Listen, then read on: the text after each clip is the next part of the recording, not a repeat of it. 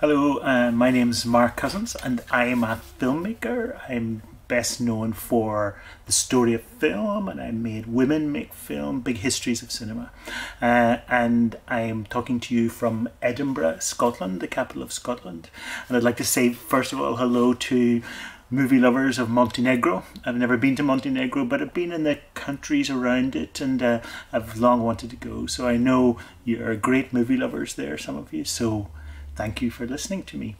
I've been asked some questions and I thought I would just answer them one at a time, if that's okay. You hear that outside my window? Okay, the first question is this one. What is your opinion of film as an educational tool?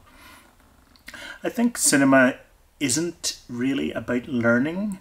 I think cinema is closer to magic and myth than it is to the classroom or the lecture theatre.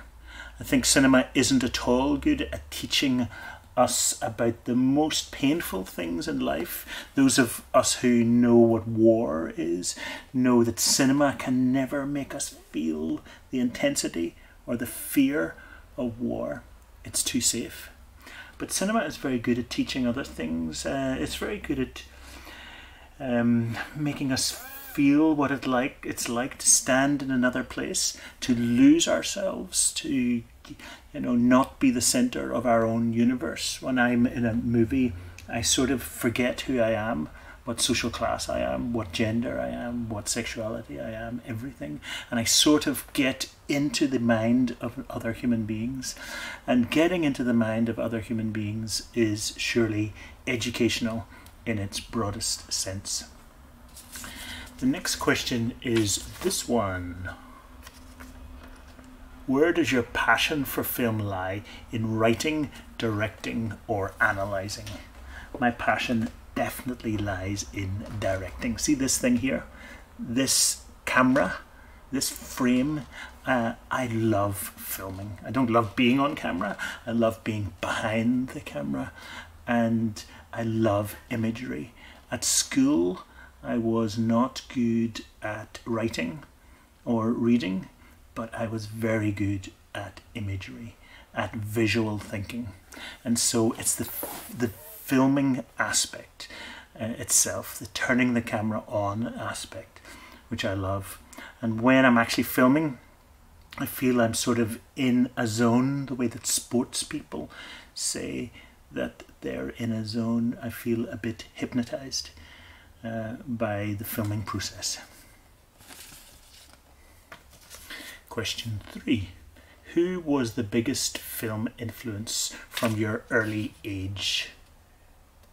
Well, I can answer that visually because his name is written here on my arm, Orson Welles. I saw Orson Welles' films on TV in Belfast in Northern Ireland, where I grew up.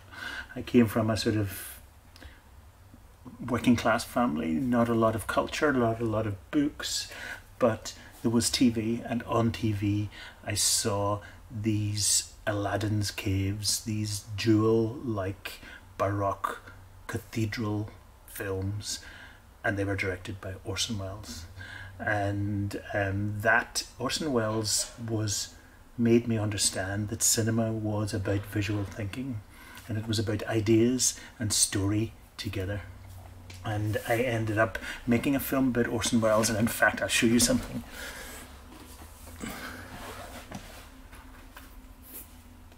This is one of the boots of Orson Welles. I bought it on the internet. The last boot he had, he was a very big man. You can see how thick his ankles are. And this is the orthotic in his boot. And this is his sock. So it's quite almost fetishistic, but I feel when I have this, I'm really close to the physical presence of Orson Welles. Next question is, if you devised a film school, what would it be like?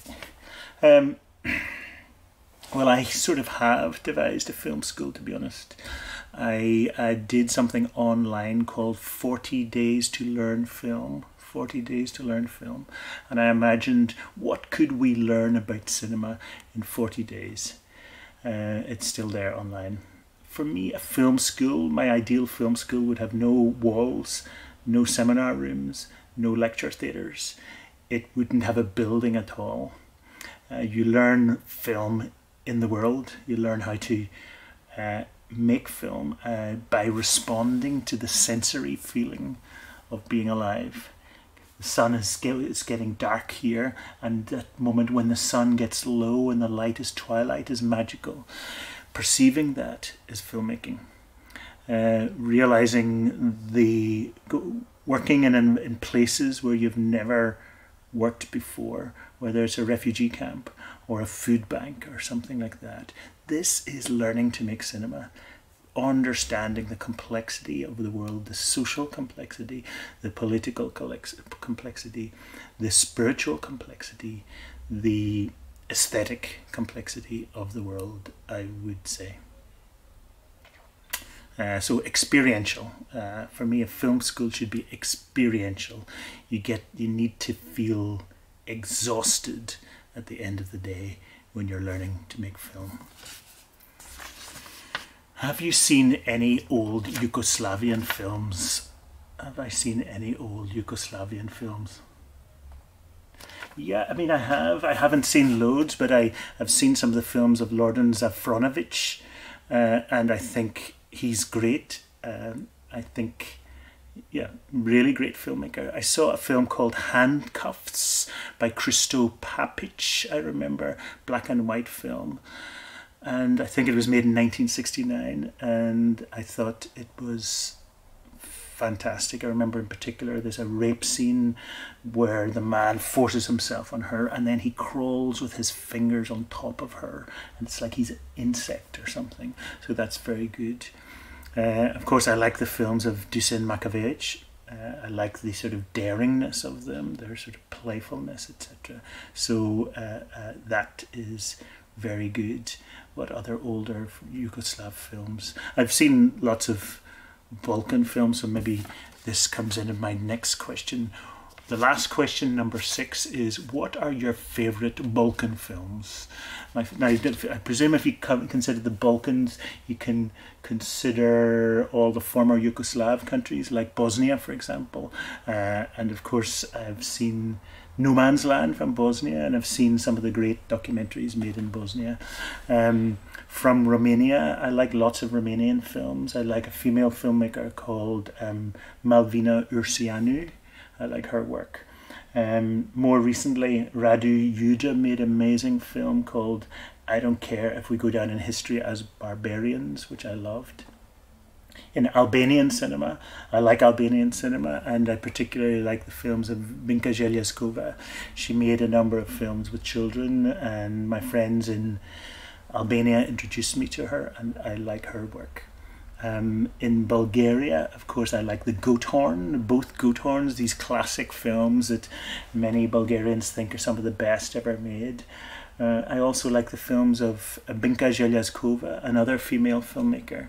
I like her film. She's got one called The Inflated Balloon or something. I can't remember the exact title of it. It's a metaphorical film about a balloon floating over a village, and it's very funny and it's very surreal and Dadaist, and I really like that film.